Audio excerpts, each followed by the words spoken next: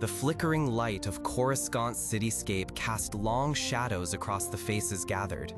A somber stillness hung in the air, broken only by the quiet hum of distant air traffic. Jedi Masters, Knights, and Padawans stood united in their grief, their hearts heavy with the loss of Qui-Gon Jinn. Among them, cloaked in the formal robes of a Jedi Master, was Count Dooku. His expression was a carefully crafted mask of sorrow, his eyes betraying a deep anguish for the apprentice he had once mentored. It was a powerful, poignant image of a master mourning his beloved student, a testament to the profound bonds forged within the Jedi Order. For years, this moment represented a critical turning point for Dooku. It was believed that Qui-Gon's death and the Jedi Council's inaction were the final nails in the coffin of his faith in the Order, pushing him fully onto the path of the Sith. His eventual embrace of the dark side was seen as a tragic reaction to a profound personal loss and a growing disillusionment. But what if the truth was far more insidious, far more heartbreakingly complex? What if, at that very funeral, Dooku was already a man divided, his grief compounded by a terrible, secret guilt? This is precisely the unsettling revelation presented in the Star Wars Tales of the Jedi episode, The Sith Lord. This animated short, subtle in its delivery, yet seismic in its implications, reshapes our understanding of Dooku's fall and adds an extraordinary layer of tragedy to his story. It shows us that Dooku was not merely flirting with the dark side or growing disillusioned in the years leading up to the Phantom Menace. He was, in fact, already actively collaborating with Darth Sidious, even before the Naboo crisis, even before the fateful duel that claimed Qui-Gon's life. Consider the weight of that. While still a revered Jedi Master, holding a place of honor within the Order, Dooku was already walking in shadow. He was a secret agent for the very evil that was orchestrating events on a galactic scale, an evil that would ultimately lead to his former apprentice's demise.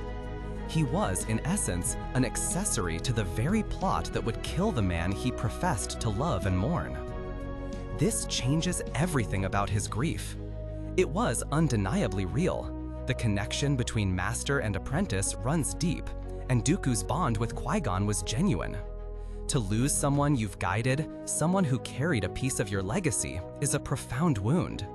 But in light of this recon, his sorrow wasn't just pure, unadulterated loss. It was an agonizing cocktail of genuine mourning mixed with the bitter, corrosive taste of complicity. He wasn't just lamenting the loss of Qui-Gon, he was also, in some horrifying way, mourning a victim that he himself, through his secret dealings with Sidious, had helped to create. Imagine the internal turmoil. As he stood at that funeral, publicly weeping, privately he must have been consumed by a silent scream of self-condemnation. Every tear shed for Qui-Gon would have been salted with the knowledge that he was already serving the puppet master behind the scenes. Every comforting hand placed on his shoulder by fellow Jedi would have been a stark reminder of the betrayal festering within his own soul. He was a master of duplicity, not just against the Jedi, but against himself. This new perspective forces us to reevaluate Dooku's character. He wasn't simply a man pushed to the dark side by circumstance.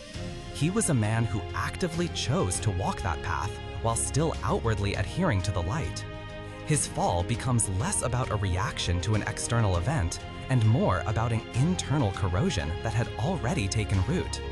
The death of Qui-Gon Jinn, while still a tragedy, becomes less the cause of his turning and more a horrific validation of the path he had already begun to tread. It was the ultimate cruel twist of fate for a man who believed he was controlling his destiny, only to find himself a pawn in a larger, darker game. His path to becoming a Sith Lord was therefore not a sudden lurch, but a gradual, deliberate descent, culminating in a moment of profound personal loss that simultaneously served as a crushing testament to his own betrayal. His grief for Qui-Gon was not the grief of an innocent bystander, but the tormented sorrow of a man standing on the precipice of becoming the very thing he supposedly fought against. a man whose, in a metaphorical sense, was already stained with the blood of his beloved apprentice. This revelation truly deepens the tragedy of Count Dooku. It transforms him from a disillusioned idealist to a deeply complex, morally compromised figure, haunted by his own choices, even as he was making them. His shadowed grief for Qui-Gon speaks volumes about the terrible price of walking in darkness and the self-inflicted wounds that can never truly heal. It's a stark reminder that the path to the dark side is often paved with secrets, and that, sometimes, the heaviest burden of all is the guilt of a silent accomplice.